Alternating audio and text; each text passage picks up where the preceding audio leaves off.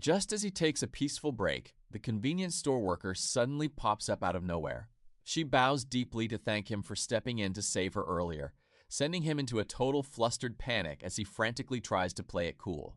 The clerk asks her boss if she remembers the guy who stood up to a serial complainer back in the day, but Goto completely brushes it off.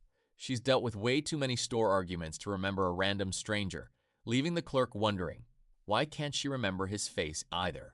Yamada admits complaints keep piling up about her service attitude, despite doing her job well. Ashamed, she bows deep to apologize for all the trouble she causes. But her coworker locks eyes with a dead serious gaze, ready to lay down the harsh truth. An angry customer screams at the top of his lungs, furious at Yamada's total lack of emotion. Even as she calmly apologizes, her deadpan face only drives him crazier. Her coworkers panic as the tyrant explodes over student cashiers, turning the whole store into an absolute nightmare zone. Panicking, he stammers an apology, thinking his cigarette smoke hurt her eyes. But as he freaks out, she suddenly bursts out laughing, teasing him for overreacting so much. He was a regular, always smoking at the entrance after shopping, a messy-haired guy with dark circles under his eyes. But after complaints got the ashtray removed, he vanished completely. She can't help but wonder, where is he smoking now? Yamada is back at work, completely unamused as her coworkers tease her about company PR.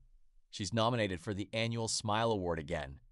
Instantly, she slaps her cheeks and switches into her ultra-bright customer service persona, leaving her boss missing the old, emotionless Yamada.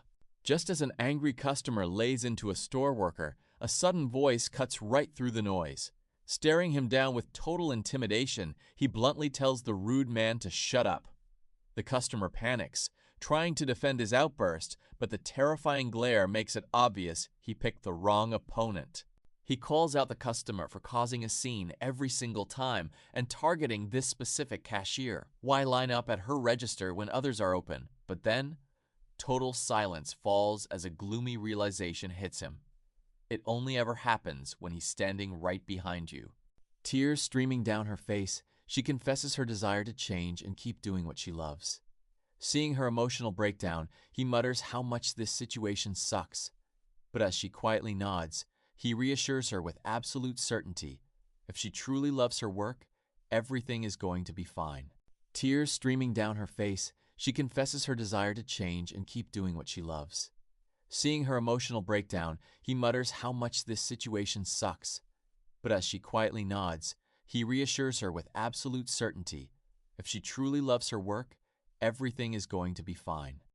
8 years ago at Superfresh Supermarket, Yamada tries her best at customer service, but she completely sucks. Her chief tears down her terrifying greeting point by point, making it clear her social skills are basically non-existent. Her supervisor steps in, assuring Yamada that the customer complaints are just targeted harassment.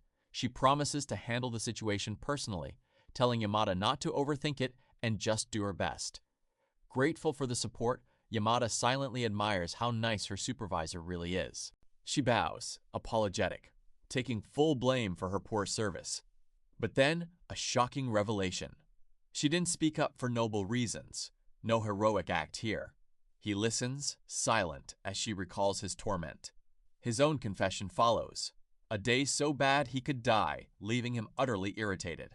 The manager is utterly shocked, apologizing as a coworker points out he's made someone cry, but he denies it, claiming his eyes are just sweating, leaving his colleagues bewildered.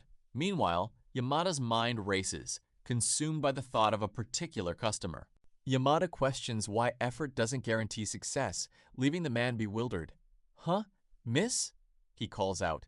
Suddenly, another girl ponders her own struggles, asking why she can't do well. But Yamada, ever determined, shifts focus, declaring she must at least have quick hands. The pressure is intense. Yamada's tears fall, her face a mask of utter distress as drops plip-plip to the floor. But what's this? The man's eyes widen in absolute shock, a cigarette hanging from his lips. Ack!